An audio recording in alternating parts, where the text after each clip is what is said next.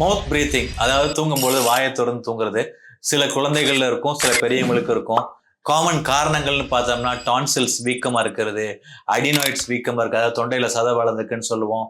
அது போக வந்து நாக்கு பெருசா இருக்குது, ஹைப்போதைராய்டுல இருக்கலாம், பல்லுல பிரச்சனை இருக்கலாம், கிளெஃப்ட் லிப்ல இருக்கலாம், முகத்தோட அப்பர் ஜா லோவர் ஜால வந்து போனி வாகுன்னு சொல்லுவோம், பிறப்பிலே அப்படி இருக்கலாம். அது போக மூக்கு எலும்பு வளைஞ்சிருக்கிறது, மூக்குல சதை இருக்கிறது. இந்த மாதிரி பிரச்சனைகள் இருக்கும் பொழுது ஆட்டோமேட்டிக்கா வந்து மூக்கு வழியா சுவாசிக்க முடியாம வாய் வழியா சுவாசிக்கிறாப்புல ஆயிரும். அது நார்மலா வந்து ஒரு 2 நாள் 3 நாள் கோல்டு இருக்கையில இருந்துச்சுன்னா பிரச்சனை இல்லை. பட் தொடர்ந்து அது இருந்துச்சுன்னா என்ன காரணங்கிறத பார்க்கணும். இன்ஃபெக்ஷன்ல வந்து இருக்கும்போது 2 to 3 days செட்டில் ஆயிடும். அதே அப்படி இல்லைன்னா ரொம்ப நாளா போச்சுன்னா அது காரணங்கள் வந்து அலர்ஜியா இருக்கலாம், கிரானிக் இன்ஃபெக்ஷன்ஸா இருக்கலாம். ஸோ அந்த காரணங்களை நம்ம கண்டுபிடிச்சு நம்ம ட்ரீட் பண்ணும் பொழுது வாயை திறந்து தூங்குறது குறைஞ்சிரும், நார்மல் ஆயிரும்.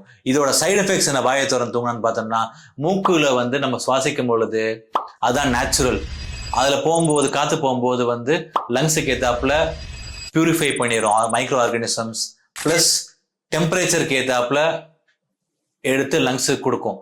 பட் இதை பைபாஸ் பண்ணி போகும்போது லங்ஸ் ஈஸியா பாதிப்பு வந்துடும். தேங்க்ஸ்.